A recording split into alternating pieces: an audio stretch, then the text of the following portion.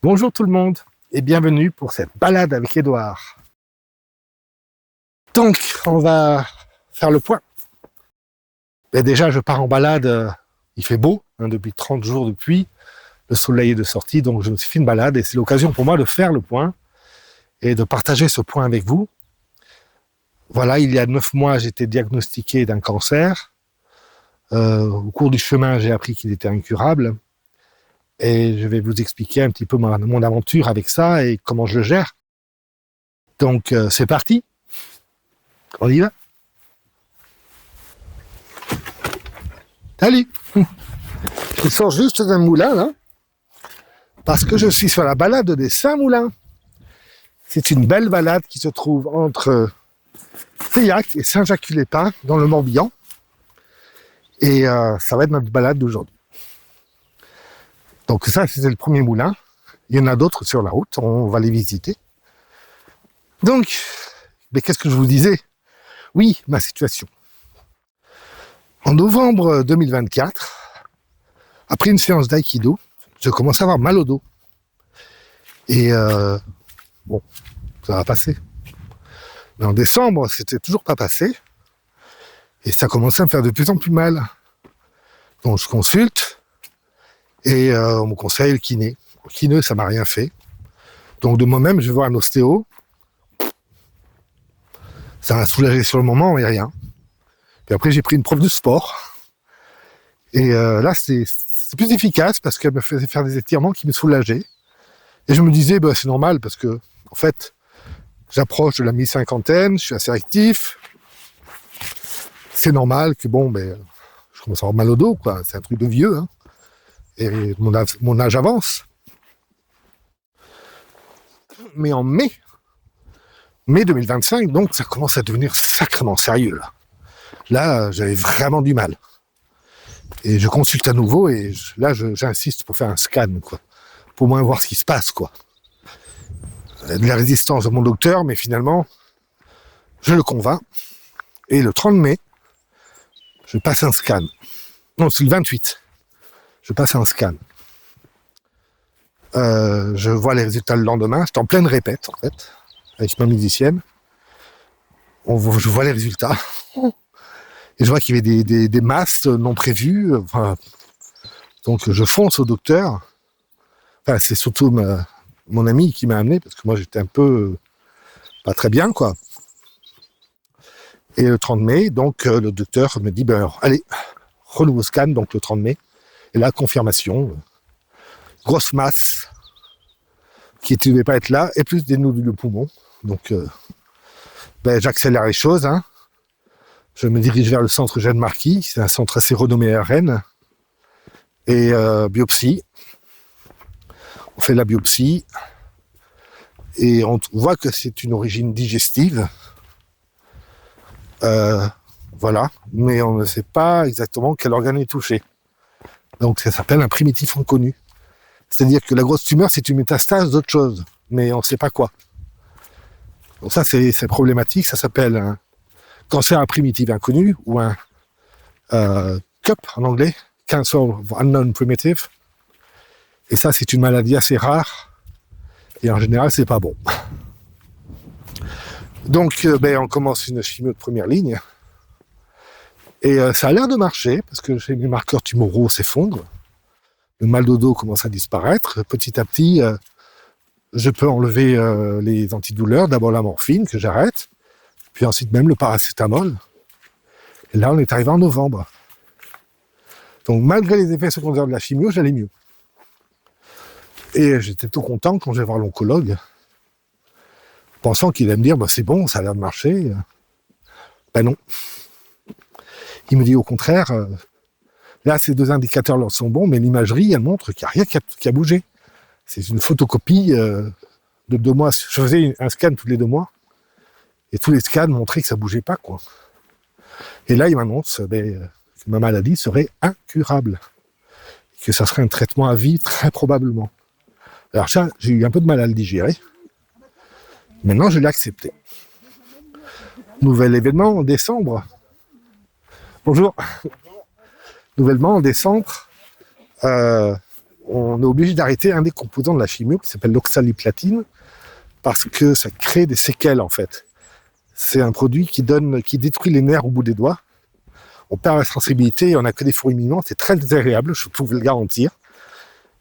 Et en général, au bout de 10 11 chimio, on arrête ça et on laisse les autres composants en fait de la chimio dedans. Le problème, c'est qu'a priori, c'était l'oxaliplatine qui faisait de l'effet. Parce que là, on est en février, donc j'ai eu 4 chimios sans oxali. Et mes marqueurs ont explosé à la hausse. Le mal de dos est revenu. J'ai dû me remettre à la morphine. Et donc là, je suis devant une situation où, bon, on fait quoi maintenant?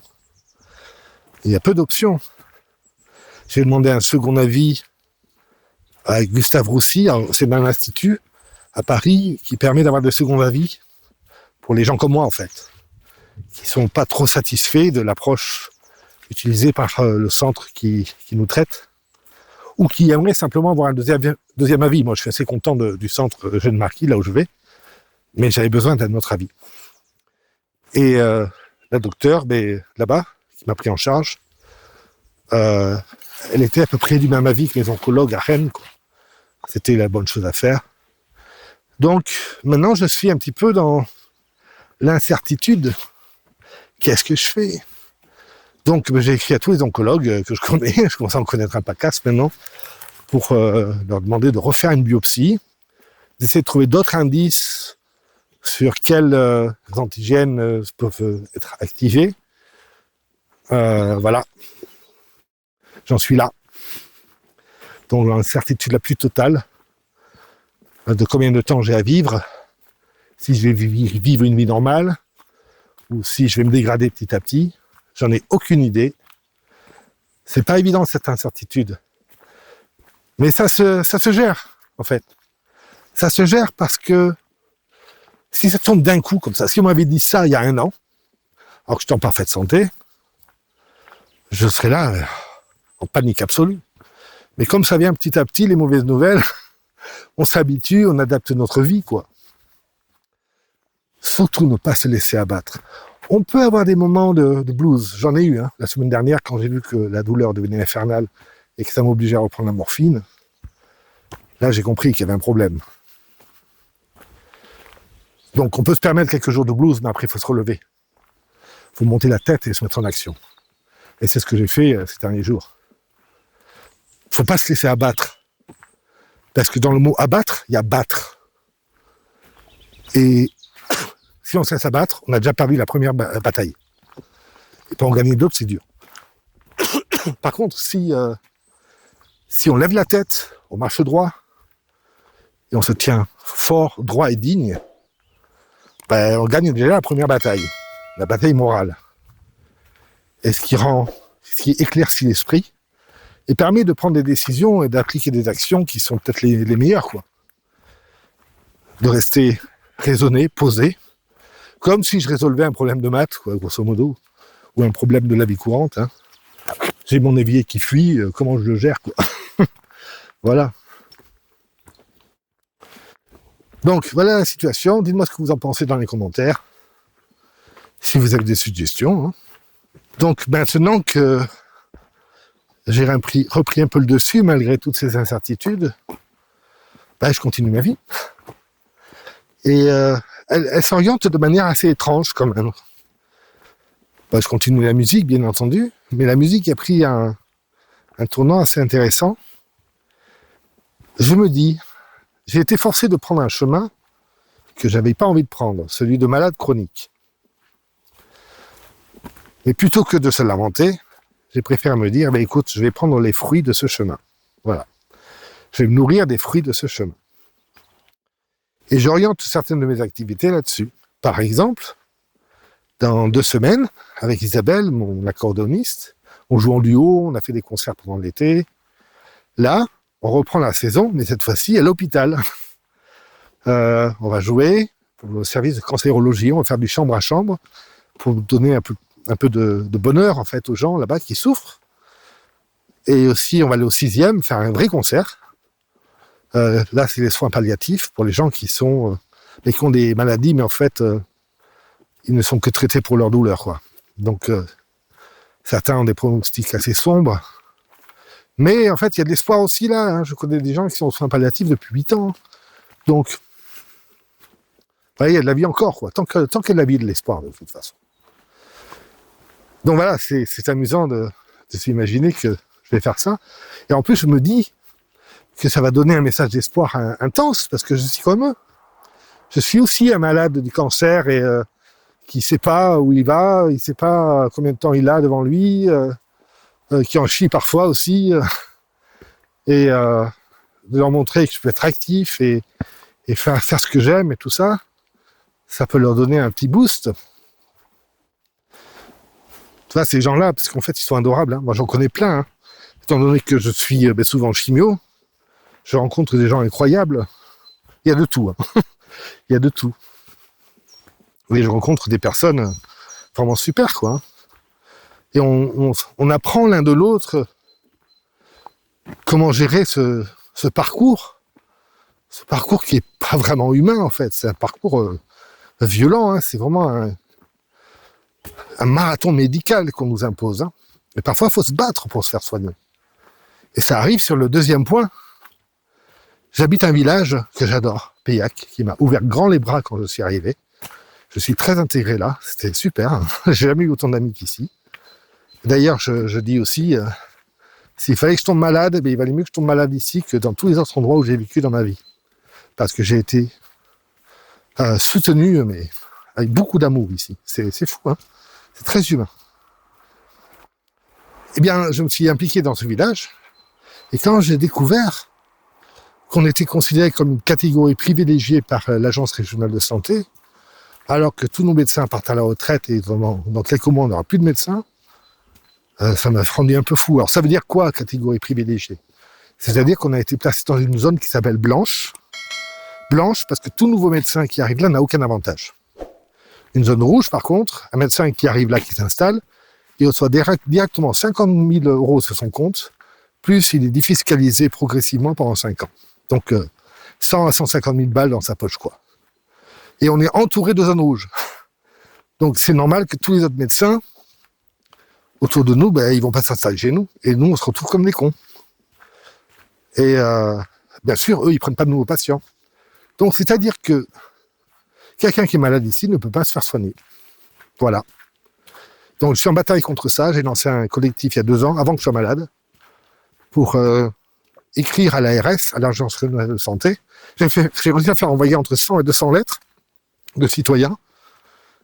Le maire s'est impliqué aussi après, et il est revenu la queue entre les jambes, et il a lâché l'affaire après. Donc, on n'a eu aucun résultat. Donc, maintenant, je continue. Alors, je m'étais inscrit sur les listes électorales. Vous savez, c'est les élections municipales ici. Sur les listes candidates pour être adjoint au maire à la santé. Mais j'ai dû me retirer parce que ma condition ne me permet pas de m'engager pendant 6 ans à fond la caisse comme ça, sans faire de sacrifices sur des sujets dont j'ai besoin pour survivre, comme la musique, ou m'occuper de mon asso, ou même les vidéos, enfin aussi mes balades, avoir du temps de libre dans mon esprit. Il y a trop de stress, en fait, trop de choses à faire, trop de batailles avec l'administratif. Donc j'ai décidé de me retirer. Mais par contre, j'ai gardé un lien très fort avec la liste dans laquelle j'étais engagé. Et je me mets dans le milieu associatif. Je suis au bureau maintenant de l'ACCDM, l'association des citoyens contre les déserts médicaux, pour vraiment défendre mon village, quoi. Mais c'est fou qu'on ait besoin de se battre comme ça pour être soigné, surtout quand on pense que on est le pays le plus taxé au monde. Moi, en tant qu'indépendant, j'ai de la chance, je suis prof, donc j'ai pas la TVA. Mais si j'avais la TVA, je serais taxé à 67 à 70%. C'est-à-dire que même en faisant chose comme 5 000 balles par mois, je fais pas le SMIC, quoi. Donc, et je fais pas le SMIC, hein. Je suis trop taxé, en fait. Mais ça va si je suis pris en charge après, dès que je suis malade. Donc là, c'était le cas. J'ai eu de la chance d'avoir un médecin généraliste. Mais quand t'as pas de médecin et que personne ne prend de nouveaux patients, qu'est-ce que tu fais ? Les petits vieux qui ont 80 ans, tu crois qu'ils vont partir en croisade pour trouver un médecin ? Ils vont se laisser mourir. Tout simplement, c'est trop dur. de téléphoner toute la journée à droite à gauche pendant des jours et se faire envoyer chier à chaque fois, c'est pas très bon pour le moral, hein. Surtout quand on est malade et faible. Moi, je trouve que c'est criminel, en fait. C'était une rupture du contrat social entre l'État et les citoyens. Donc, je vais me battre là-dessus. C'est pas normal. Voilà, ça c'est une nouvelle bataille que je prends. Pas en tant qu'élu, parce que ça me demande trop d'énergie, mais en tant que citoyen, avec une association derrière moi, pour pouvoir aller à mon rythme, en fait. Alors, si j'ai une chimio et si je tombe vraiment malade, bon, je peux m'arrêter un moment, quoi. Voilà. Ouf. Qu'est-ce que vous en pensez de tout ça? Je crois que je vais arrêter la vidéo là, parce que je fatigue un peu. Et je vais me poser une seconde et continuer ma balade, tranquille, en écoutant les petits oiseaux. Salut!